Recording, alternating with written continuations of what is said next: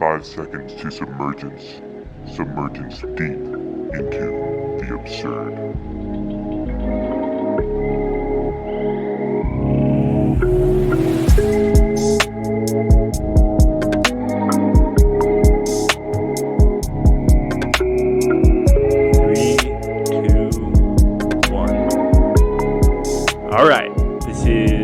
Episode 28 of Into the Absurd with Royce Johnson, who's actually my English teacher my senior year of high school. He kind of introduced me to a lot of the philosophical concepts that I know and love today, like Sisyphus, The Stranger by Albert Camus, and Buddhism, really, with Siddhartha and whatnot. Do you still teach those?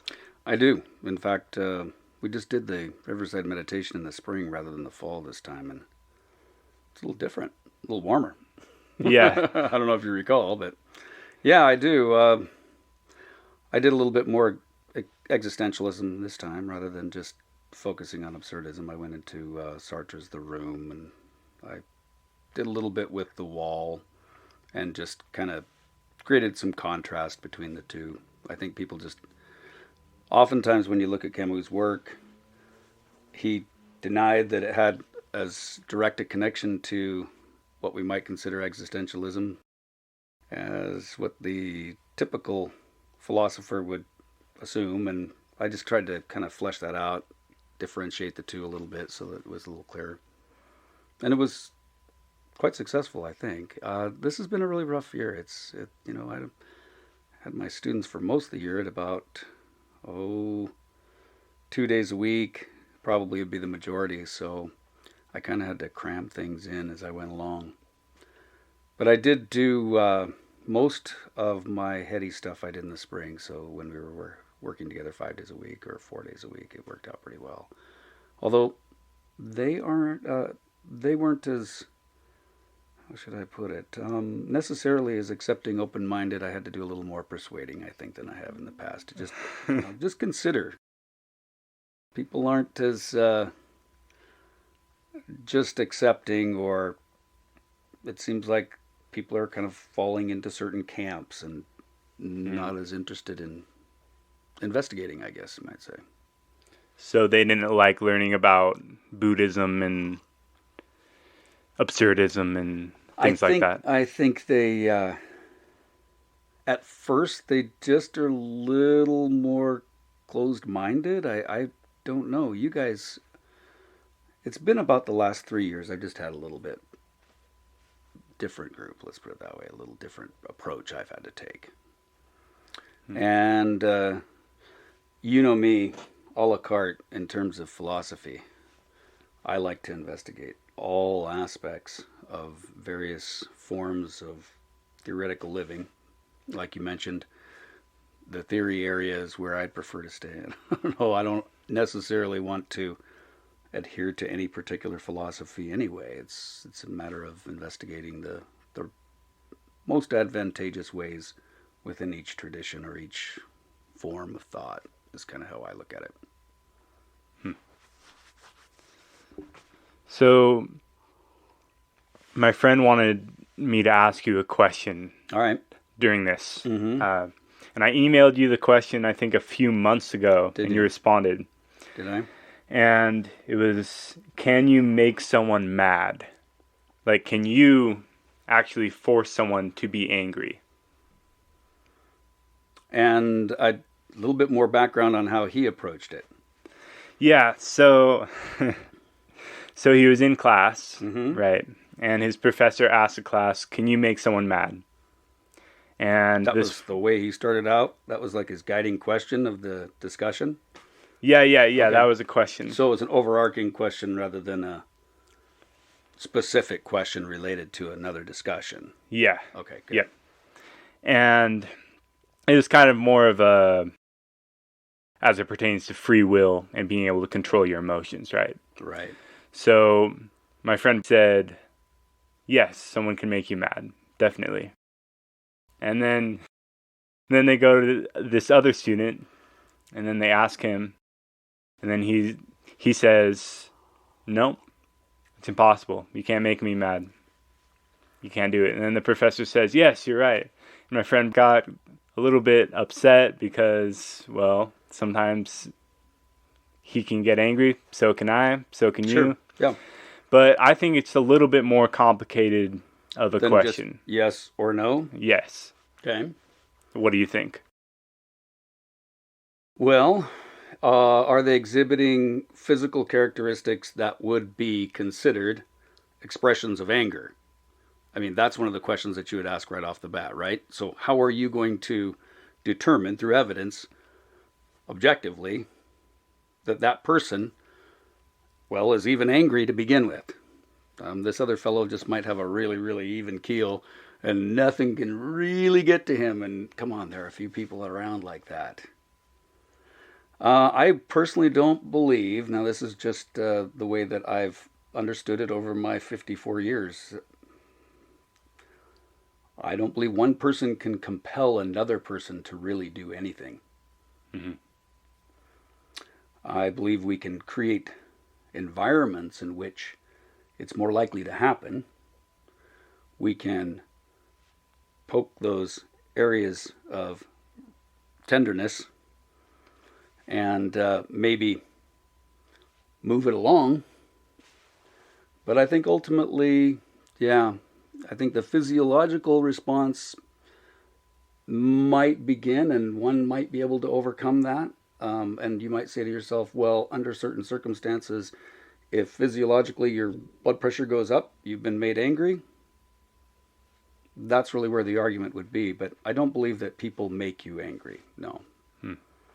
I don't really believe that every time I've ever tried to make anybody do anything, it's never been a grand success. It might just suffice, but it does not invoke the creativity of the other individual. Without the buy-in, there's not that momentum and that energy that goes into it. I really do believe that you have to, as an individual, we all have to try and convince others that an idea will work, that their response is completely normal for in that particular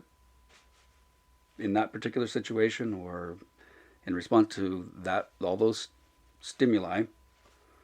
But I don't think ultimately that we really do have control over another person. And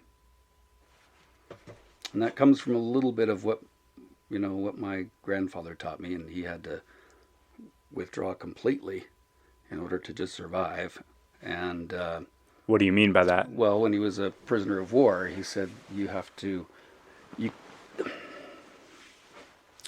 if you are going to survive, getting control of your emotions is paramount. And once you are at a point where your emotions are under your control, the garage door, sorry about that. Oh, no worries. Yeah, he just said that you find out that there's a lot more that you influence. There are more things you influence. There's a lot more of you that you have control over than you ever thought. And little by little, throughout these years, I have come to that consideration, that conclusion, in almost all situations for me. And a student can't really make me angry anymore, right? It's now I have to be very, very careful because I might. You'd be angry all the time if they could. Well, right? that and it's just for what reason? Why would I have that response? Yeah. I know that people try to antagonize other people, but no, it's just not.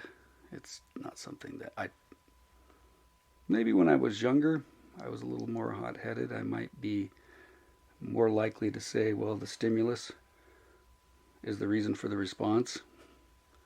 But I think at some point you temper that and you say, you see things differently. How old was the professor? I'm curious. And was he looking at it just simply theoretically, or did he bring in any personal examples? I'm not sure. You should I ask know him about that. I think the professor was a business professor, so it wasn't even a philosophy or English or Communications. anything like that. really. Business communications was the area in which he was kind of discussing this concept of Yeah, probably. forcing one's emotional response. Yeah. In a sense, is marketing is begging the same thing. I mean, marketing, they still have to have buy-in. That's the whole point of marketing. You know, can we force somebody to buy our products? Well, No. subliminal advertising, maybe. You know, that whole aspect of the subconscious mind might be part of the consideration there. I'm not sure. But I would say no. Is he a business major then? Is that where he's had most of his Yeah, experience? he's actually, he sells solar panels. So he's a closer. Mhm. There we go. So he's saving the world one panel at a time. Yeah, maybe he's convinced that he's having more of an effect than he is. Maybe he's thinking, you know, positively. He has more influence over the closing of the sale than he might really believe if he were to actually later on gain some objectivity on the decision that was made by the buyer. Or I don't know, is he doing wholesale? But if he's doing retail, it would be someone he's convinced to buy a singular product and or contract if he's, you know, doing wholesale. But I don't know. My brother is, you know, a salesman too, my brother Jared, so I'd have to ask him how he felt about that. Whether he feels like he has that much influence over someone's emotional decision. I think we can have some influence over the emotional content in a room. I think we can have some influence, but I don't think we can compel people to get angry, get happy, you know, I just don't. I think ultimately it is up to the individual. Yes, and it's kind of, I mean, I guess maybe a better analogy is it's not my fault that you can't lift 15 pounds. You just haven't worked out the muscle yet. Mm-hmm. So if I were to suggest it, my negative emotional reaction is what you're referring to as getting somebody mad, or I guess I'm not. Yeah. Okay. Yeah, I can see that. But I think it'd have to be a little more consequential than just a singular physical act. I think most people, they have negative responses when they feel vulnerable. And I've just found if you can empower individuals, they gain the strength necessary to, well, make amazing things happen around them. And that's what you're trying to do as a teacher. That's what you've been trying to do. Empower your students. That's what I've been trying to do for everything that I do. That's what I was just down there doing. Hopefully, I was helping that process along with my son and not hindering it. And sometimes, you know, you have to say to yourself, maybe it's better that I not be here. You know, maybe I'm not as encouraging or maybe I am just getting in the way, kind of thing. But yeah, always trying to empower people to reach their best.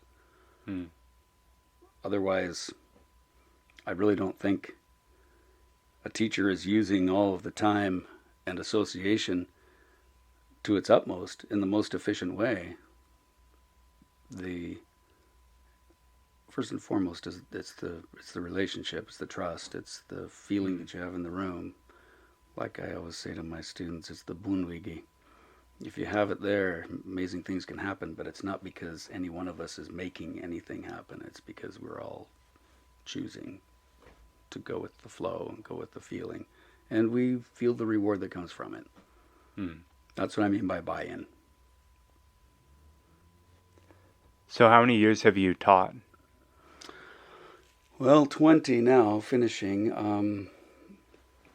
But even in the private sector, I did an awful lot of teaching. I mean, it's strange for me to look back and think of all the thousands and thousands and thousands of people that I've worked with at various stages of their life and throughout my career and through all the various things that I've done. And it's all come down to a very, very similar way of approaching working with people. And I mean, people will respond once they feel that success. And so when I teach teachers, I say, you got to come up with a way, I have to come up with a way, all of us have to come up with a way that somebody who's struggling gets that first success. Once they feel that first success, the second one comes so much quicker, so much easier, and the third and the fourth, and it Now they got a taste for it. Yeah, and then they realize that after a while, they go to their third or fourth success, and they realize Mr. Johnson's really nowhere to be seen. I'm doing this all on my own, and that's the point at which they gain the confidence, and that's where they feel the reward, and that's where they'll duplicate that action over and over and over again to have that success. So, I probably make the mistake sometimes, even now, of not moving into the shadows a little bit sooner. Mm-hmm. And now that I'm teaching juniors this year, I'm a little bit more apt to do that, I think. Give it to them. And I just lost one of my teachers not too long ago. I don't know if you knew, Mr. Estep, Ron Estep. He taught at Lake City High School after they split the schools, but he was my teacher at Coeur d'Alene High School, and he subbed for me at least, I think he did for about 2 years. And one of the things he said to me, I think I probably had just turned 52 or something. He said, it's a different way of teaching when we get to past 50. And I said, what do you mean? He says, you got to have them do a lot more of the work.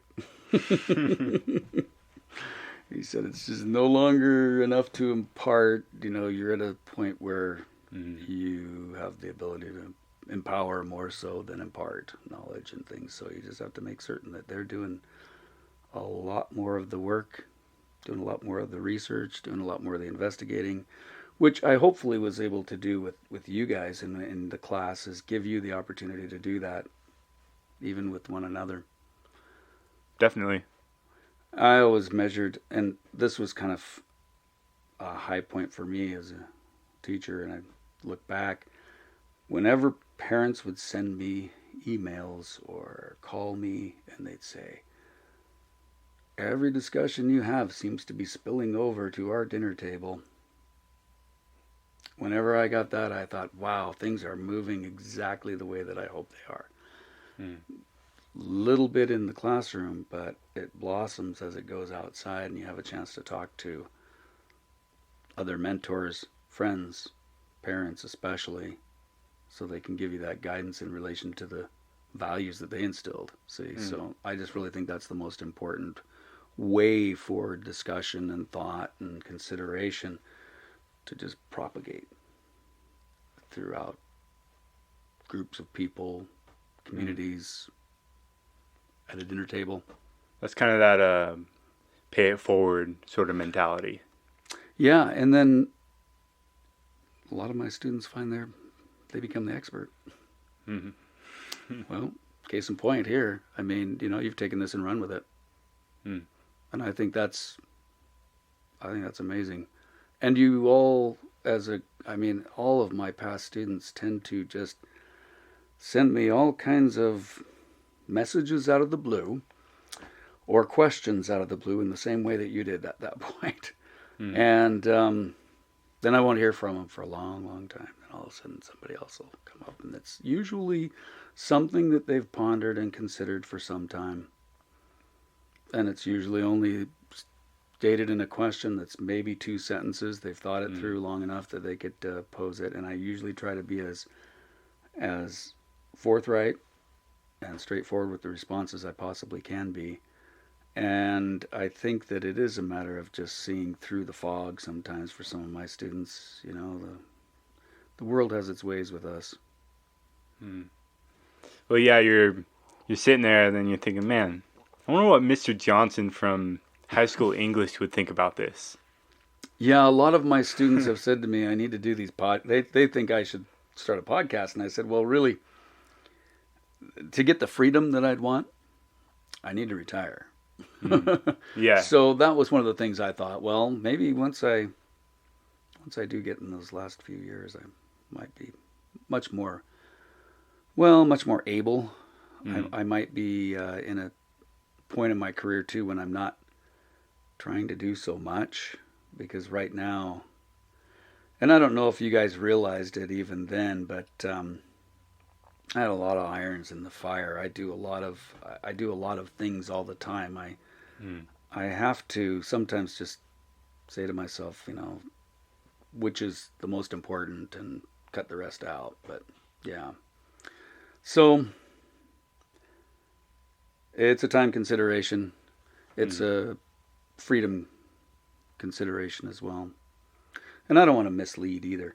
One of the nice things that I think comes out of the discussions in my class throughout the years is the sense that each student has had an opportunity to consider the idea, and that no one at any point has attempted to impose their interpretation on another.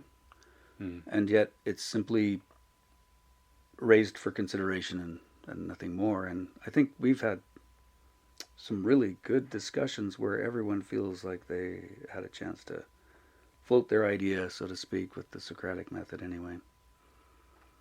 And that's really important, especially when you're young. And I mean, it's important that kids aren't just subjected to one way of thinking, one mode of thought, or they'll go out into the world as one of the people that are extremely biased and can't compromise and have just a lot of hate about all the various things that are going on and things like that. There's that's a danger always, that to be single-minded, to refuse to eat American food, like my grandmother, I'm just not going to eat it. She said, I'm just too old. I came to this country way too late, and I'm not going to, that kind of stubbornness gets us very few places, I guess. You said your grandma? Yeah, my Nana, she was older when she immigrated to the United States and from England, and she just, no hamburgers, just the list of anything that would be considered Americana. She had no desire. What do they eat in England? Well, a lot of overcooked meat and a lot of gravies and all kinds of things that, I don't know. The French are quick to say the English fare is not anything appetizing to them. So, a lot of shepherd's pie and Yorkshire pudding and, a lot of that a lot of gravies and things. I don't know. My experience has just been to try everything, so yeah, I like it all. I've been to Norway. That's where my grandpa's from. Mm-hmm. I wasn't into the food there. Well, did you eat it, though?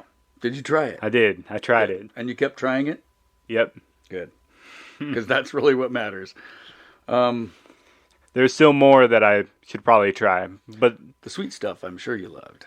Yeah, the pastries are amazing. I think so. And my aunt, or I guess second aunt, I'm not sure. Great aunt. My mom's cousin. Mm-hmm. She made us some really good smoked salmon. It was amazing. They are known for their fish. Yeah, definitely. Now, I had two friends actually, who were exchange students in Sweden. Okay. In Scandinavia, anyway. And they both came home with an extra 10, 15 pounds at least. Wow. They loved it. But both of them, I think, lived out in the country. Okay. One, I think she mentioned, if I'm not mistaken, that they had a pig farm or something. So she was out in the outback, and she just had a grand old time and loved the food there. I don't know. I think, too, it depends how close you are to the sea. In most countries, there's just a lot of fish. If you're close to the sea, if you're inland, you're going to have other types of food to choose from. But was it a lot of fish then when you were there? Yeah, and I'm not much of a fish person. That's probably why. Yeah. Yep, it's something you get used to. Definitely. Just like I always tell myself, keep trying it, keep trying it, keep trying it, and eventually you'll probably like it. So, how long did you spend in the East, in Asia? I was there for just over 2 years. I had the good fortune and the challenge of, my first months just not being around anyone who could speak English and really striving to live according to the many unwritten, unspoken rules of culture. And just trying to get used to things like sitting on the floor for hours and having to think twice before I responded to get my words together, at first when you're learning the language, and just all those things, and then just getting used to the smells and the customs and all of that. But it's a challenge and it's fun. But it was a lot of fish. Yeah. At first it was a lot of fish. Well, you can cook fish in many different ways. I guess I like fish depending on how it's prepared. Well, yeah, you're right. Always. In Asia, they cook everything always. Every part. Heads and tails, all of it. Yeah. I even heard I think it might be in China. I know there's a lot of cockroaches in some of the cities there. Oh, well, it's just anywhere you've got the warmth, the humidity. Same in the United States. If you go to the South, you've got some of the same thing going on. Yeah, and they deep fry it or something like that. Yeah, they can eat cockroaches. That's one thing that I have not eaten. I've just, I just had to deal with my fair share and then some when I was there, yeah. Yeah. I have all the cockroach stories. I think I told you guys the cockroach stories, didn't I? I think so. Yeah, it was flying in your faces and stuff, and how we had contests so you could kill as many, the most cockroaches. Were you there with a group? We lived in 6-man houses pretty much as missionaries. And we all had at one place, this is in Dongnay, we all had our fly swatters, and we would shut off all the lights, then go into our rooms and wait for about 10 minutes and just let they all come out as soon as the darkness descends on the room, and we'd run out there, we'd flick the lights on, everyone would grab their fly swatter, and kill as many as you can, and you put them into a little, you're not really killing them, you're stunning them, but you put them into these little piles, and then we decide who had the largest pile. Whoever had the largest pile didn't have to do anything in the kitchen the next day. So no cooking, no cleaning or anything. So it was kind of our way of getting out of work, So we'd go crazy to try and get as many as we could. And then we determined who was going to get out of kitchen duty. And as soon as we made that determination, we'd just walk out and go to bed. Just leave the piles there because they'd drag them, they eat their own, so they clean up the whole area when you're finished and probably make more. That was a wild place to live. Yeah, rats, cockroaches, you name it. So is this where you were sort of introduced to some Eastern thought? Yes, all of the experience that I had the luxury of being the searcher of truth for a period of time, and a sharer of truth, searcher of truth. When you have that opportunity to study the theologies, study philosophy, study ways of life for a period of time, it's an amazing experience. And I was able to have that moment in my life when I could put those other pressures that oftentimes interfere, set those aside and focus more on, I guess, really what matters the most.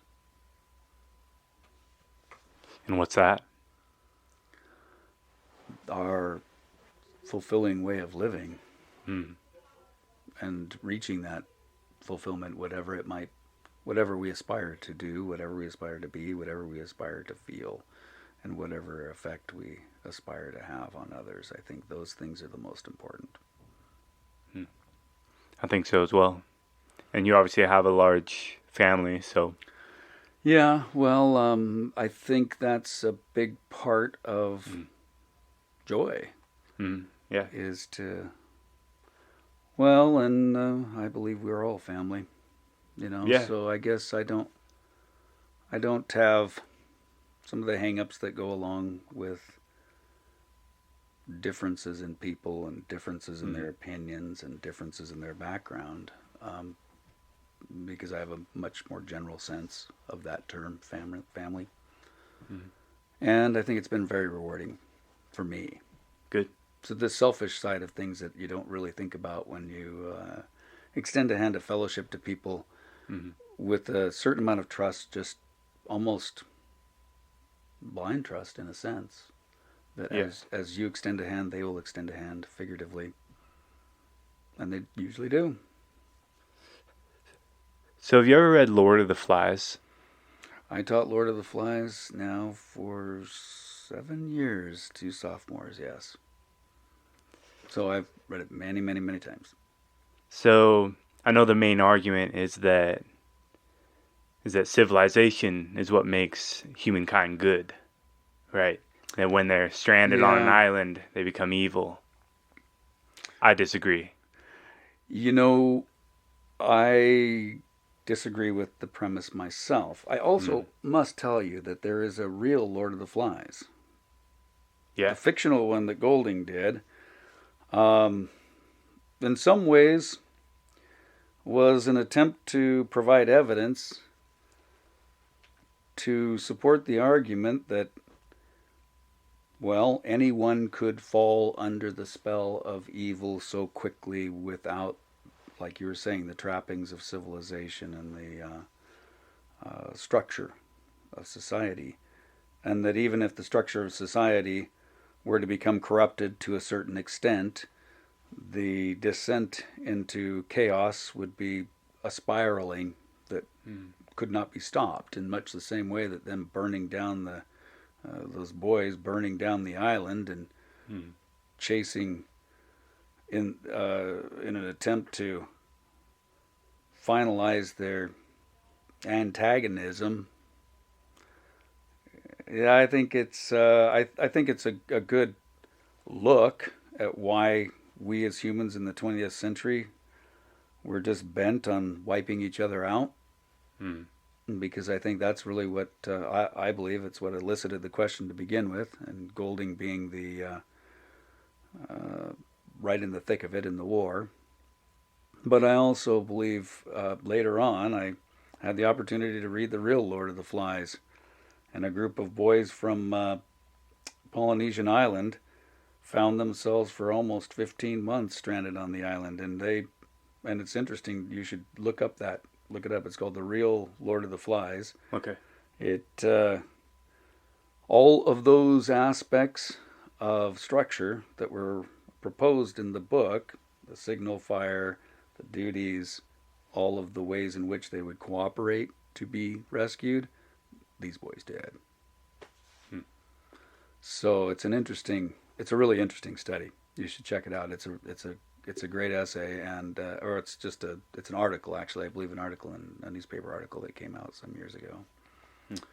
And no, I believe that and we just discussed this the other day too, because we're reading Heart of Darkness. Okay, I haven't read that. And it works from a similar premise, really. And have you ever seen Apocalypse Now? I don't think so. Apocalypse Now is kind of the Heart of Darkness of the 19th century, because it was first published, I think, in 1899, somewhere in there. Then Apocalypse Now was an attempt to take those concepts and then put them into the setting of the Vietnam War. So if you want to kind of get an idea of where that particular story is going before you even encounter Joseph Conrad's version, that's a good way to start. But very similar premise. Kurt's the one who goes off the deep end, who becomes the expression of that darkness, is a character that's undeniably human, but one would say that it would take an awful degradation of one's soul to ever get to that point, or at least that would be my consideration, my assertion. There's a lot of goodness to be had in every individual, I believe, to be found. Well, I mean, we have empathy. It's a natural emotion. Yeah, but see, you're presupposing essence. Sartre would say you're nuts. Yeah. All that comes from your upbringing, from your parents. That's, essence doesn't precede existence. However, I'm one of those who would probably agree with you. There's an essence there. There is.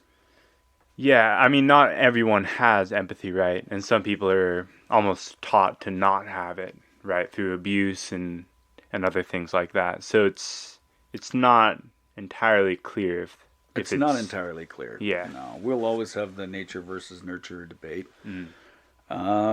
It seems like every so many decades, there's more attention paid to the aspects of environment shaping who we are, and then other times it's more a consideration of the individual, often attributed to genetics, upbringing, nurturing.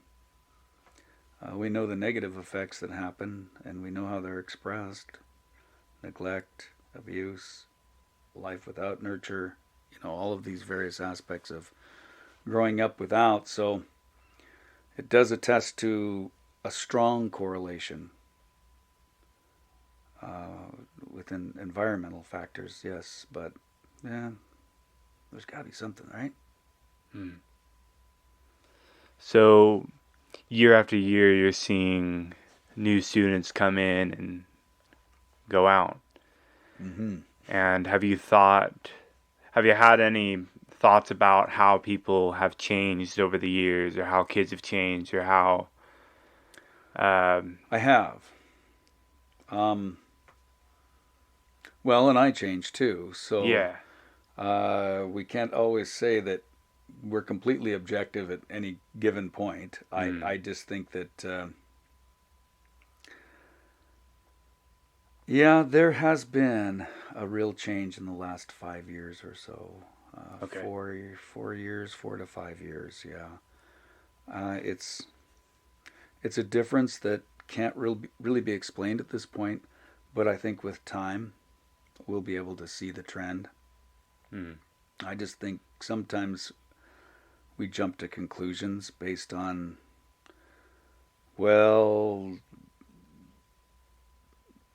sometimes on what our desires are. I mean, I was just talking with a parent the other day who just says, these video games just drive me nuts. And he was saying he's constantly after his son because of this video game thing, and he worried maybe that, he was creating an antagonism rather than creating a relationship. And I said, well, that's something that you should probably look at. Yeah, maybe you should try playing them for a second. Yeah, and then the other thing is this, oftentimes we attribute negative attributes within, let's say, within his son's behavior, automatically maybe to that aspect of his life, simply because we don't agree with it. So I don't know. I just think it has a lot more to do with preferences. I think when things are based on a principle or a value, that it's something that you should probably discuss, especially if you're in conflict or struggling or a little confused as to how things fit together based on the value or the principle. But if it's preference, I think it should be left alone in most cases. And what somebody wants to do during their leisure time is kind of preference, isn't it? I believe that's preference. Yeah. But it is sometimes an issue when we feel like we need to do something in our leisure time. Yeah. Right. That's more of addiction, and I think that's a completely different realm of our existence. Yeah. Habits, if they be positive, they work to our benefit. If they become compulsive, they're working to our detriment. I mean, that's just whatever the habit may be. Unless it's a really good habit that is compulsive. But that could be mentally to our deficit, but perhaps materially over time with successively, like obtaining success sort of realm, it could be good. Yeah. Like if you're a workaholic. Yeah, but I don't know that that's always... Yeah. I don't know that that's always... There's so much that you have... There's so much to look at on any given situation. And I think the biggest mistake that we make, or at least mistake that I've made and watched my students make and all the people that I've worked with in my life, we look at something that is really, by all rights, it's completely beyond, it's complex beyond our full comprehension. And then through preference, we pick those areas where we either want to pick it apart and criticize, or we want to aggrandize based on small parts. When in reality, there's a dualism to everything in this world. There is a pro and a con.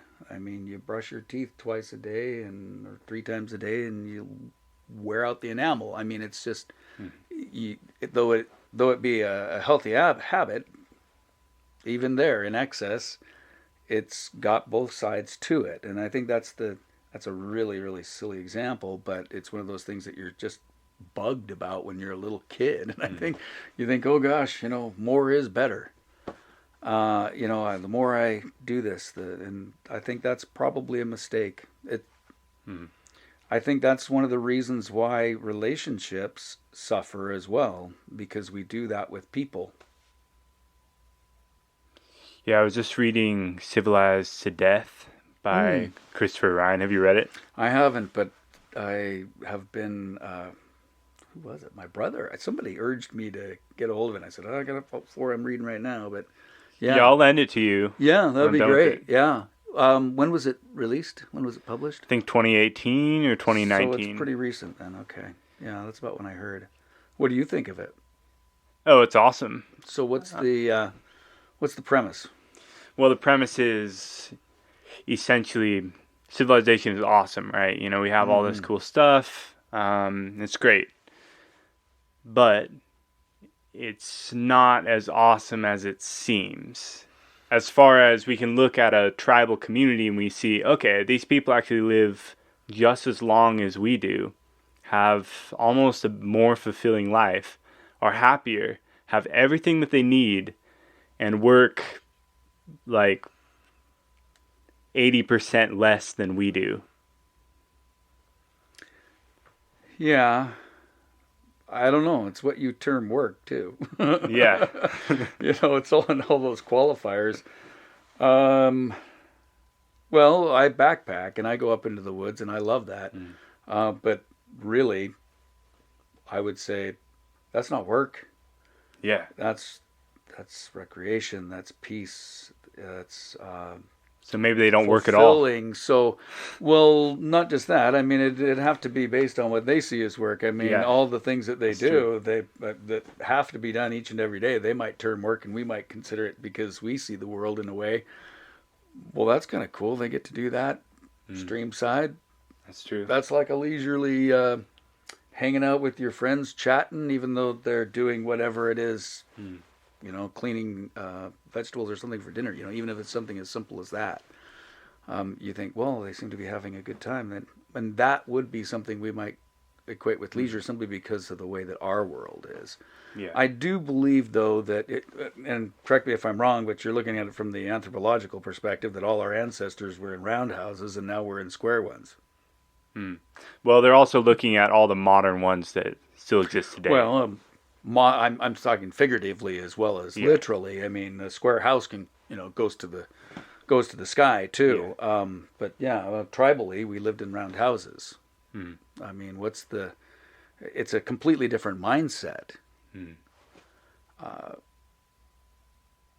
And sometimes too. When I worked with the tribes in the plains area, that was one of the things that they really resented. They at least the way that some of the elders explained it to me. This whole noble savage idea is what the term that they used, and I know it. I know where they're referring, where that term comes from, and in White Man's Burden, that whole aspect of colonialism, etc. And then in our moment of full consideration of the effects, we're seeing that the negative effects were just so far-reaching, and so then we think, well, there was a certain nobility there. Well, sometimes there's a condescension that goes along with that consideration as well, and I think that that in and of itself, to just say, well, this is better or this is worse, is something that we're tempted to do, but it takes a lot more investigation, a lot more research, and to understand culture, it took me a long time to get to the point where I acted in accordance to the cultural norms without consciously being aware of it, and I guess I have to be honest, without that ounce of resentment that comes from being pushed into a form of living that isn't what you're used to. And I think sometimes we do it just the same way the other direction. The grass is always greener. I always say, and I'm sure you remember this because I have my little sayings, but I always say the grass is always greener on the other side. It's always greener on the other side of the river. It's always greener on the other side of the street, figuratively, but literally, it is because you're looking at it from the side. Go walk over to it and look down at it like you look at your own grass, and you can see. It's got a little bit of crabgrass here, a little bit of weeds here. I mean, it's a little sparse. Yeah. You're looking at it. Just remember that perspective is different. And so many times I've seen people make that mistake in their lives and not realize that, hey, you really did have something that was worth fighting for, and you looked afar and thought there was better. Yeah.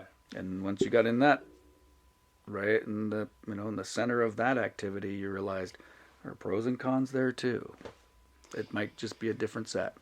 Yeah, definitely. I think that's something that Chris Ryan kind of misses out on in the book. Does he talks about how, civilization is good. He has that disclaimer, I used all this stuff from civilization, and then he kind of, trashes it, and then he says, okay, look at how we were before civilization and how everything that we did was connected to our bodies, and we made sure that everything went natural, and we made sure that everything was working out for us perfectly, as just like we were designed for everything to work out, right? Well, I think even at that point, we owed an awful lot to our ancestors. Yeah. Now we understand a little better by looking at the human genome how long we've been here, how much change has come about in each one of those eras of human existence. And I think that you do have to go back and look back on what was good and try and bring it back to the present. I do. Yes. I do believe that that's necessary. And he brings that up in the book, like we can't just completely destroy society, right? But we got to look at some things that they did that were right and maybe bring it back and integrate it into our lives here. Well, we've forgotten. Yeah. I collectively, we've forgotten. I do remember one thought that I had right before I returned back to the United States. I thought to myself, and I was talking with a Korean friend of mine when we discussed this, I said, it'd be really nice. There's one nice thing about my position now with the anticipation of leaving one way of life and going back to an old way of life. It just seems like there are so many advantages that are in one culture and so many advantages that are in another culture, and it'd sure be nice if we could just put the two together, just draw from what we've learned works, rather than persisting in what doesn't. And as I study West African culture more and more, because I was kind of, I was, well, blessed to have a really good African lit professor. And that sparked my interest. And then some of my students going to Africa on missions, and some of my friends spending time there, and then doing some research along with Achebe's stuff and Things Fall Apart and all of that. I can see some real advantages that maybe we're missing out on.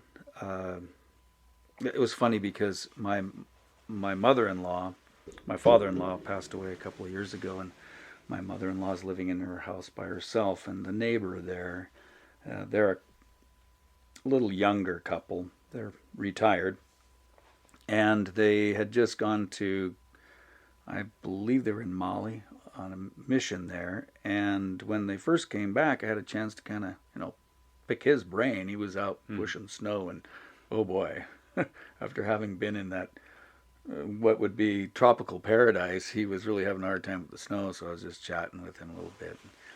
And one of the things he said to me, because we got into discussion about culture, he and his wife, having lived in that culture, I think they were there for a year, maybe a little bit more.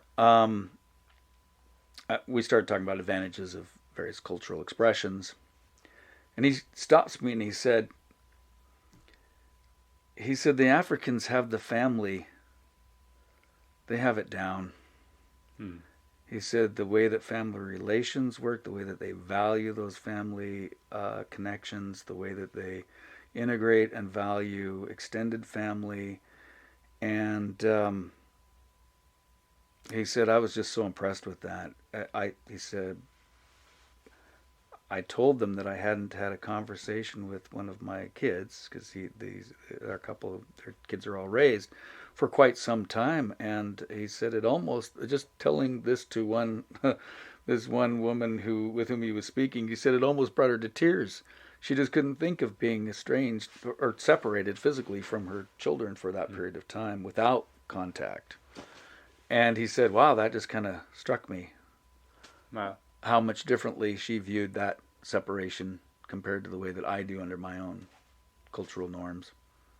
Yeah, and these days, to get a job, you have to move. Exactly, Basically. And the way that our structure is set up doesn't necessarily, bring you back together. But Idaho has a tradition here of return, so especially Coeur d'Alene, a real tradition of return.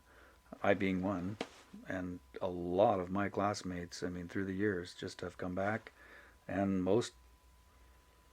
I would say most of them had been striving to come back for some time. Yeah. Because there's a certain, this was a very small community when I grew up here too. It was under 30,000. And family's important here. It really is, and to be here with your siblings, to be here with your extended family, and then really the town itself is an extended family in many, many ways.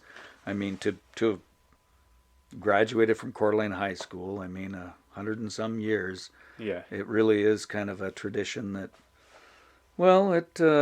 it was the only school for so long, and now we've kind of burst at the seams a little bit, and it might be a new tradition altogether. But yeah, there's a nurturing here that is not afforded in all places. I'll just put it that way. How old did you say you were? 54. I turned 55 this summer. 54. All right, so you wouldn't have known my mom then, because she went to Coeur d'Alene High School. When did she graduate? I think 1980. Yeah, so I would have just missed her because I was 84. 84, yeah. Yeah. That makes sense. Yeah. 1980. I do have a friend of mine's oldest sister, Debbie Schneeberger. I wonder if she remembers Debbie. She would have been 80, I think. 79 yeah, maybe. Or 80. Yeah. Yeah, they were quite that whole age group, that whole 70s, because I was an 80s kid, they're considered, just a different group. They're an Yeah. interesting group. I tell my students, I say, I was born in this political chaos of all of the hippie communes up here in North Idaho, and I didn't know there was any hippie communes up yeah, here. it was a different the '60s and into the early '70s. Yeah, it was the place where everybody came. And now it seems like it's kind of come around. It's right back where it was. Or I don't know, I've had some of my elders who are, in their 80s, they say, well, those people, they were fighting each other when they were young during the Vietnam War. They were battling, and now they're fighting each other as they get old and they have power, and that's why you're split. That's why we're so split politically. And I guess I can kind of see that a little bit, but here in this community, it seemed like even though there was that split, we all just kind of grouped back together and built a community. I mean, when you go to Sandpoint, that's where I was born, and that's where you have an awful lot of that dichotomy, that political split, and yet it seems like the same old community as ever. It seems like everything just settled to a point where it was supposed to be. I don't know. We contend as people culturally, politically, in all different ways, but I think the only way that it's ever going to change is just from gaining new perspective. You can't counter a negative with a negative. Yeah, I think it was Kant who said that people should try to go out and seek experiences with people who completely disagree with them as much as possible. And who have a completely different set of experiences, I think, too. And Nietzsche thought that to live the best possible life, you had to go and experience as many experiences as possible. Challenge your thoughts constantly. And yeah, that's kind of where, too. That's where it's a lot of Russian literary, Dostoevsky, Tolstoy, these various Russian authors that kind of got me working that direction. And then I started doing, investigating Nietzsche stuff. And you can see it there too. I mean, it really is a matter of putting yourself in a position of seeing, understanding, and having just a little bit of awe. Not just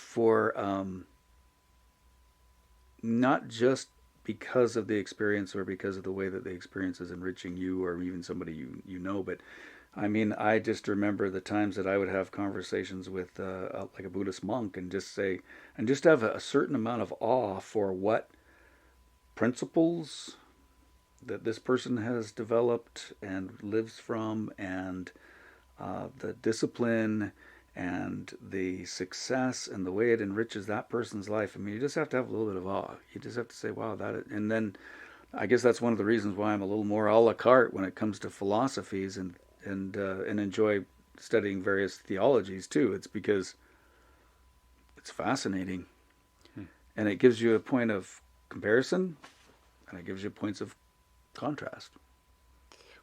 Were you able to spend a lot of time with the monks? Here and there, little bits of time. Usually, when we had one day where we would do, play the royal tourist, You just love to get out and just see things, and one day a week, and those were the days, and a few minutes here, a 30-minute walk there, and that, but over the course of time, yeah. And in Korea, the most beautiful places, natural settings, are those areas that were considered sacred, and so when the Japanese annexed Korea and clear-cut it, those were some of the places that were left. And so you're going out into the forest, and yet when you go into an area where there's a temple, you have what would be considered a mature forest rather than just a young forest. When I was in Korea, it was just a lot of young forests because of all the all the lumber had been taken off of the peninsula pretty much, at least in the southern portions especially. I didn't spend as much time out in the woods anywhere north of, say, Daegu, which is, center of the country. But down south, yeah, it was just that way. So you would go there, and conversations under those conditions are just so easy too. And that's the part that I really enjoyed too. I think being out in the wilderness makes for great conversation because we rely so much on intuition, or where our intuition is somehow triggered. It's sparked. Yeah, and there isn't as many distractions. No, and I think that's what made it a little easier to have those conversations too. And just the Eastern way in terms of, goodness comes out of goodness. There's no real reason to contend over this particular doctrinal issue or this area where we might completely disagree, because there are so many areas where we agree. When you're doing good things, you're doing good things. I mean, I don't want to stop people from doing good things. Yeah. And that's what I've had that said to me in the Eastern tradition many times, especially when Western religious traditions find themselves coexisting within an Eastern philosophical world. I think of, there were many types of Christian missionaries with whom I came into contact throughout that time. In fact, we used to play basketball as expatriate group, and a lot of them were, all kinds of people from all over the world too. It's but a more Western religious tradition there, and you just don't have it there either. Most of the Christian missionaries, though they may be differing sects, they unify as, they're unified in purpose. And from Eastern religious perspective, that's doing good things. So, keep doing good things. It's not as difficult as we make it sometimes, according to them. I agree with you. And I do think that, William Golding be damned, we gravitate toward good. Yeah. Yeah, I left it up to my students this last 2 days. We were discussing a little bit of that, and one of the conclusions that they came to was, I believe, that same conclusion, that if we have momentum toward what we see as beneficial to humankind, and it continues to nurture and it continues to develop good things, we'll just exponentially work and create that kind of success. Yeah. If we want to pick at each other and contend over every issue, it will exponentially grow in the same way. And I don't know a single person in my personal life that is subjectively going out there and trying to be evil. I don't think they're trying to be evil. I think they're trying to be right. Yeah. Maybe that's a better way to put it. Have you ever read Ishmael? I haven't, no. You're talking about in a particular book, or you're talking about in the Bible, or? It's a book. It's called Ishmael. Oh, okay. It's, I forget who it's by, but I think you would love it, because I remember you were always talking about the herders and the farmers, right? Well, yeah, you just see that's usually where tribal conflicts originated, yeah. And he talks about that, does he, in that particular book? Yeah, but only he calls it givers and takers. Okay.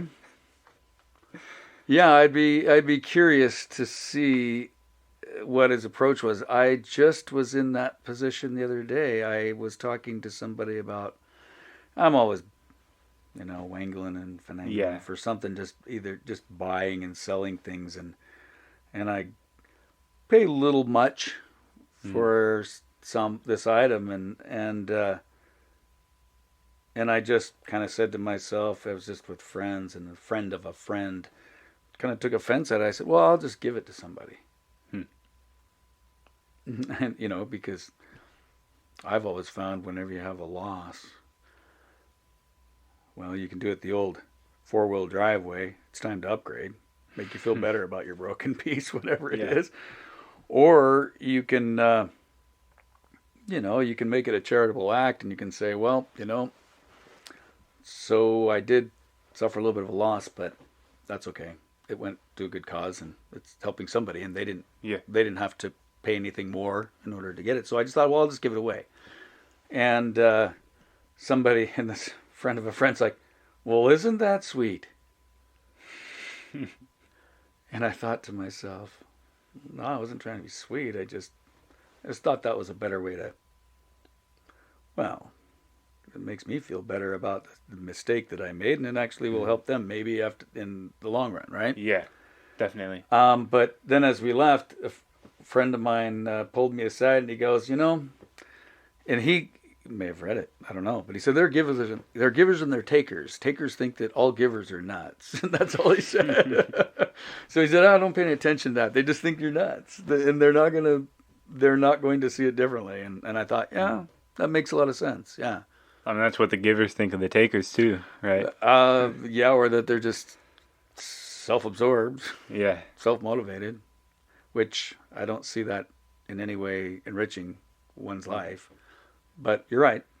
He's probably correct in making that general assumption. To a certain extent, we could just fall into a category, yeah.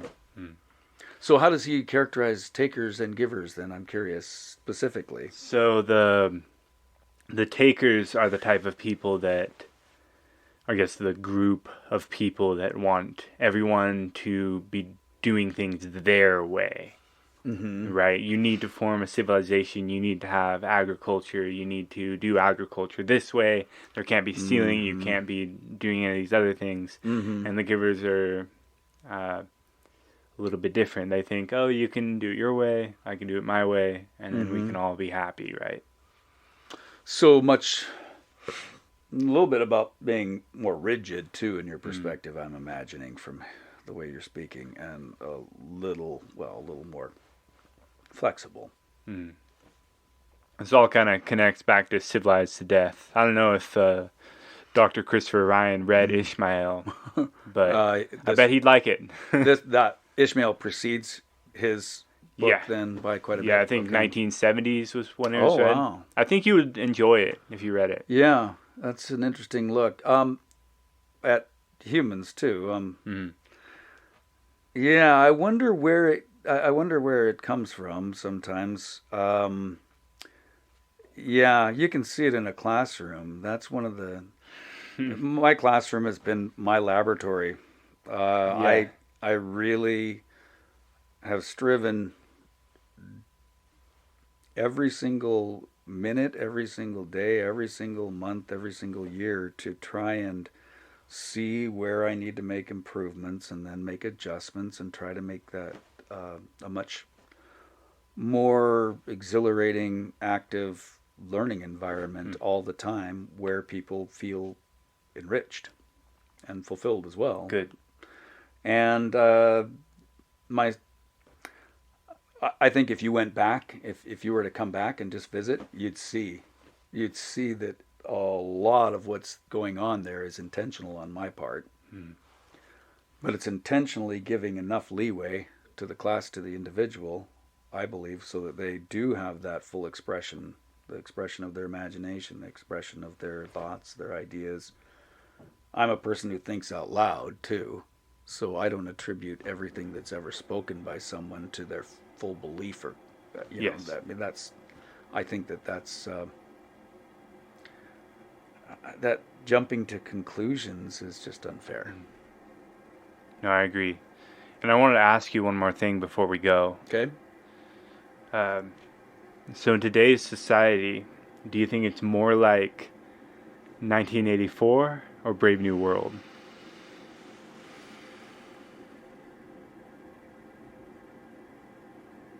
Just because you taught the two books. Yeah, and I have taught them for a lot of years, and I've read both of. I mean, that's the thing. I asked once one of my colleagues whom I really respect, even to this day, Paul Swartz, And he and I worked closely in APN and IB, and he and I, we talked about the interrelation of those two ideas within the consciousness of our cultures, both the British culture and the American culture. I do believe that in the American culture, we have the tendency to go more the Brave New World way. Mm-hmm. And that as we're seeing now currently, it maybe goes a little more the 1984 way in England. I mean, you're watching, at least I get communications from my cousins, there, and they seem to think that the thought police are coalescing around them in regards to this whole COVID thing, and I may just dismiss it being, well, an Idahoan and living in this area where we don't have those draconian, restrictions and lockdown in the way that they've had it. So I might not see it the same way, but I do know that there's a high tolerance for decadence and for hedonism. I wonder if it's embrace. That's the question. That really is the key. Are we embracing that as a way of life? Is hedonism, in the same way that it becomes systematized in everything and every expression of the Brave New World? I wonder. In terms of the power for power's sake, you do see that as well. I mean, the only people that run for president are people that want to be the president. It's right? starting to, I think that's always been the case to a certain extent, and that's to why, a certain extent. Yeah, and even Mark Twain just the politicians called him crazy, and he called him corrupt. It's just always. I think that's a part of the system that we live in, a human system, and I don't know that we've found the ideal yet, but I do believe that, pleasure seeking. Once pleasure seeking itself becomes the number one driver of human behavior, then we are absolutely treading down the path of Brave New World. I just know, are you familiar with the one of my son's favorites? It's a YouTube channel that he likes. Thoughty2, have you seen him? Yeah, I've seen him. In his little thing on the trite modern music. Have you seen that one? I'm not sure if I've seen that one. Yeah, they're basically there are two people who are writing all of what you consider pop music today, and the majority, and that most of it is computer generated. Wow. A lot in the same way. It just sounds so much like Brave New World. Yeah. Things become tinny and trite and silly. I'm glad I don't listen to pop music. Well, yeah, but the society becomes a reflection of those aspects of entertainment that we embrace. So it's like a projection. Like or projecting. or I would say it's an embrace. And there has to be a certain amount of real consideration, real experience, and real analysis that goes along with every considered action that you encourage others to make. And I think that's, or to take the action and make the thought, or work that into existence. I think that whatever you're listening to or whatever you're exposed to around will have an effect. It will help determine what you consider worth your thoughts, what is worth actually pondering, what is worth looking at both sides in order to make the decision. And I think that if we become silly and trite, and we don't understand full consequences, we're partly going along for the ride as is expressed in our own preferences and music and entertainment and what we consider fulfilling in each day. I think they influence each other. I think that influences us, and then we influence it, and we are getting dangerously close to a very shallow existence that would threaten Brave New World as our future norm. As far as see, it's really hard with 1984, and this was one of the criticisms that Huxley had of Eric Blair, of Orwell, is that, you know, this whole symbol of the party being a jackboot stomping on a human head for all eternity is just, he just felt it was just too extreme. It was just so extreme that it would never be completely embraced by anyone. Yeah, it would never happen. Yeah, but then again, that is kind of what happened during the crises The World of War the II. 20th century, you know? I mean, one could even argue World War One in many ways devolved into something of this tit for tat. We're going to be a stalemate here, but boy, if we get a chance to exact revenge upon you, you know, it's this perpetuation of just violence and violence and violence and put them down. And I think we saw something very similar happen very, very quickly in the Rwandan situation. And I think once you completely demolish your enemy, where are you? Out searching for another one, I imagine. Which, you know, if you look through civilization, I don't know if you get to the point where that is your symbol if you really have a chance of surviving. They have to be aware of their existence, was what Orwell kept saying when he talks to the proles. They have to be self-aware. And I think the shallower society becomes, for the masses, the less self-aware we become, the more vulnerable we are to whatever ideology is being perpetuated within whatever political system or whatever organization.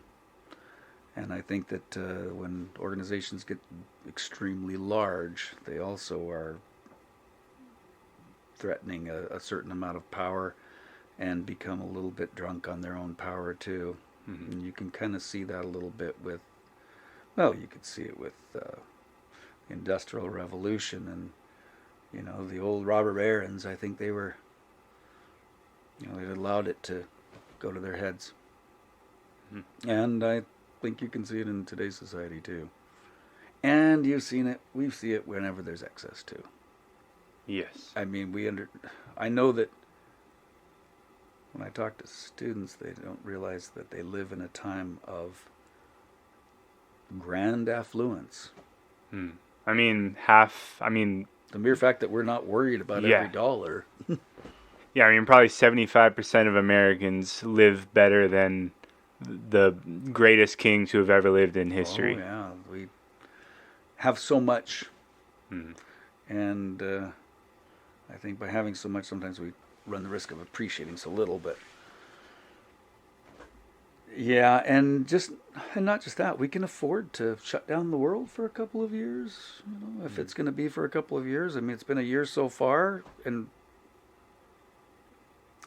it does make you wonder, doesn't it, how a company can have very little business and survive for years, and then all of a sudden still be in existence.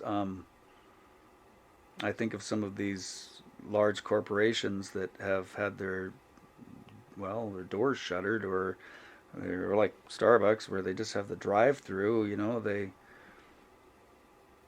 how can they afford to just lose money and lose money and lose money? Well, the larger the organization becomes, the less concerned it is for each singular member, the more it becomes more like a bureaucracy.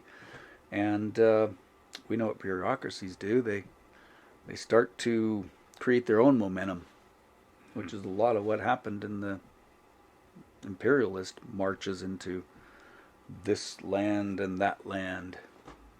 It takes on its own purpose, and it gains its own momentum. And if the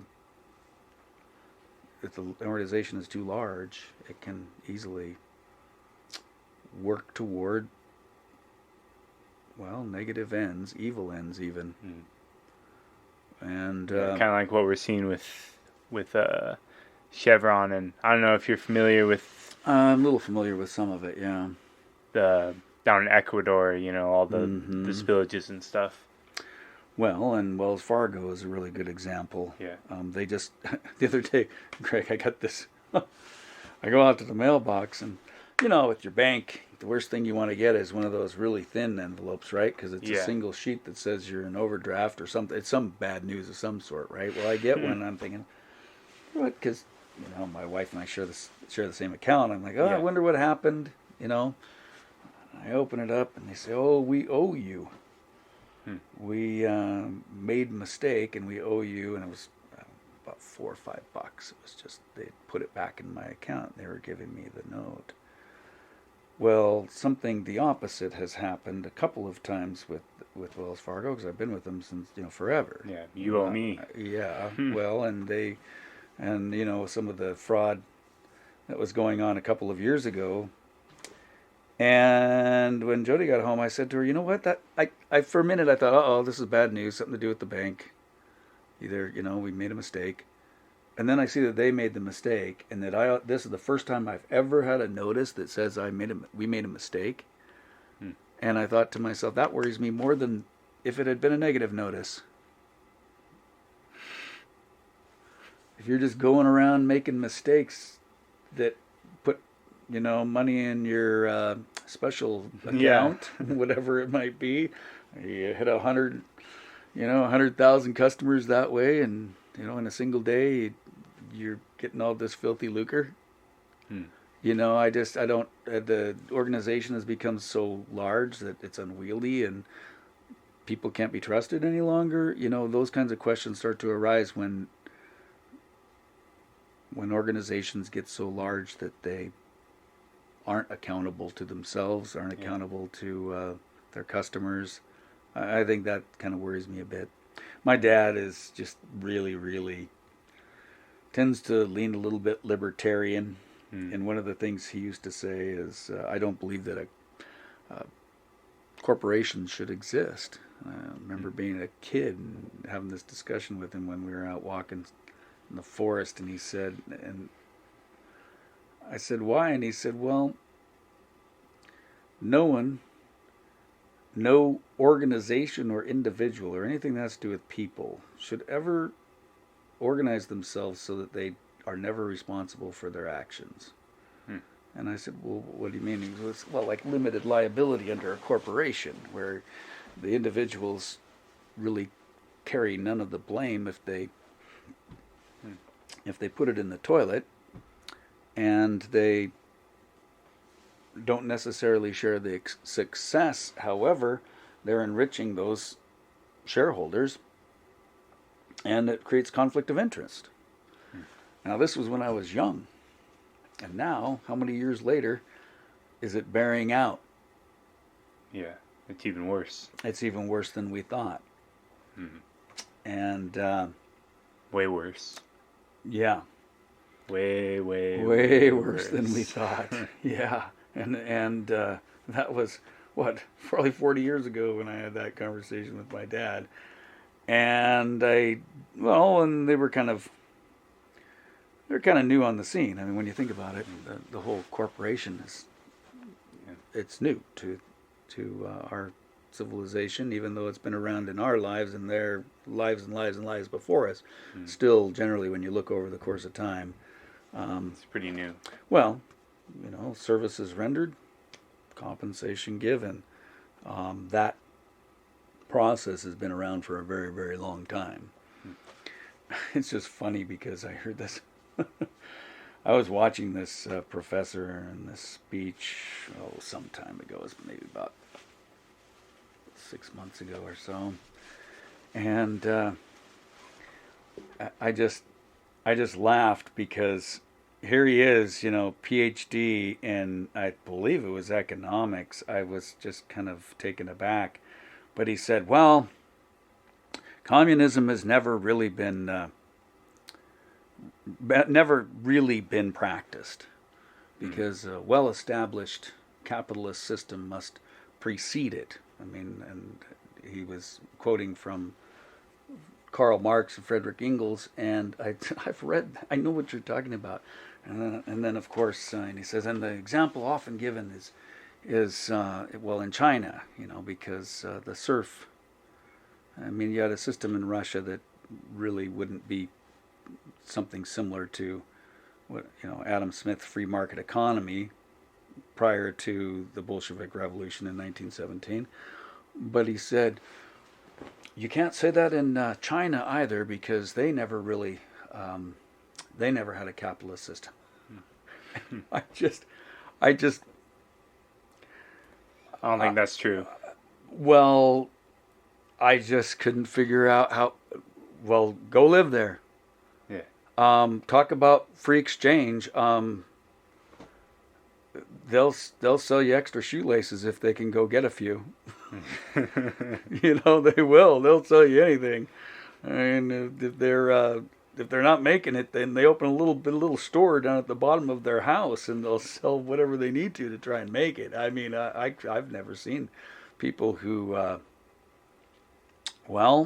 a hard time following the person unless they're the richest person in the town. I mean, there's just a lot of sentiment, and I think to myself, I think we're all screwed up on what it even means to make free exchange of goods and services, and we're all screwed up by these ideologies, and we've complicated it way beyond what it needs to. When we play games with stocks and stock market and corporations, we're creating a world that, a world we can hide. A world in which we can extract as much as we possibly can and then hide behind organizations or systems in order to avoid any type of liability or any type of blame or any of the negative consequences that come with the decisions that are made. And I think that's a recipe for disaster. Well, I think that's a good place to end it. Cool. All right. That was awesome. Thanks, Royce. Oh, I'm glad. I hope that we were able to get down to the brass tacks a little bit. We were. Good. Cool. Well, that's Into the Absurd with Royce Johnson. Thank you for listening.